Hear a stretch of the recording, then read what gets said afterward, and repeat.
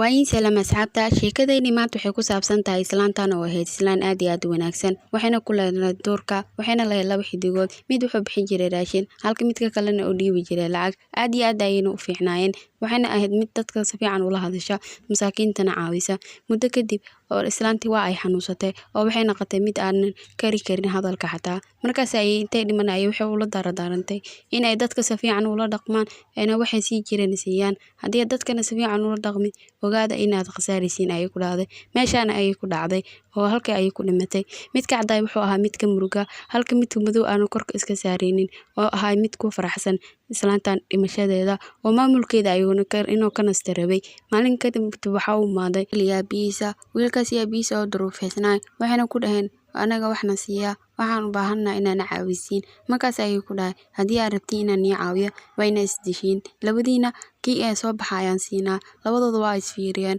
oo lacagta saaid ay ugu baahnaayeen waxayna bilaaween inay isdilaan ilaa ay mid walba mar dhulka la dhigo oo ay ka daalaan oo midda faraqaada la waaye markaas ka bacdi ayay wuxuu ku dhahay haddaba haddii halaas tabartiin ay tahay waxay nii mahayo ogaada markii ay maqleen ayay aad u naxeen oo ay ku murugaysnaa ay meesha kasoo tagi rabeen laakiin kii cadday wanaagsanaa ayaa u wacay markaas ayuu wuxuu ku dhahay aniga waxaan hayaa raashinkan oo qaata waa inii anfacaya waa ay u mahadceliyeen raashinka markii uu siiyey maalintii xigta ayaa la gaaray waxaana u imaaday duq waayeel ah iyo gabadhiisa gabadhaasna waxay la-eed lugta waxayna ka cabsadeen in ay caawiyaan ay siiyaan lacag aynan haysan markaas ayay kii madow ay ku dhahay haddaba haddii aad rabtid inaad lacag ku siiya waa inaad ii dayshaa markii aa ku dhaha jooja ayaa joojiyey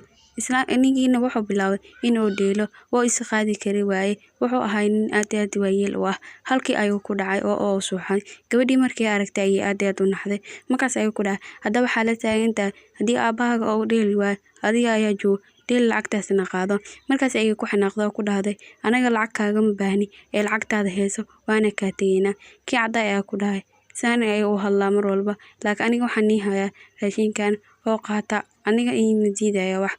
maalmihii sidii ayay u socdeen magaaladiina waxaa ka daay roob saa'id ah oo dadkii dhanna ayaa waxay ku soo aruureen labadii xidigood oo waxay ka baryeen inay caawiyaan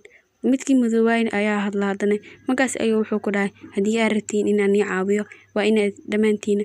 mid isku dayaashiin markii aan maqlay ayay ku xanaaqeen oo ku dhaheen haddaba haddii lacagtaada saasi ku xiran tahay iyo caawinaadaada wax kaama rabno waana kaa tegaynaa kii caddaay wuxuu ahaa midka murugooda midka madowga sida oo dhacay markii dambe ayuu haddana sidii oo kale u wacay oo ku dhahay aniga raashinkan ayaa hayaa qaata markuu sidaas dhahayna aad iyo aad ayay ugu mahadceliyeen waqti farada badan kadibna waxaa bilowdeen dabeelo saa'id ah oo dhanka xidigoonka ayay ka bilowdeen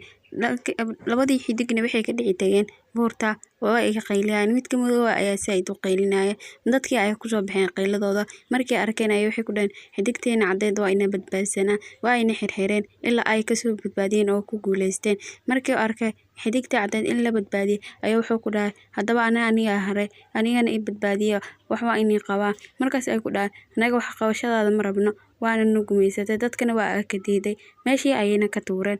xidigtii caddeed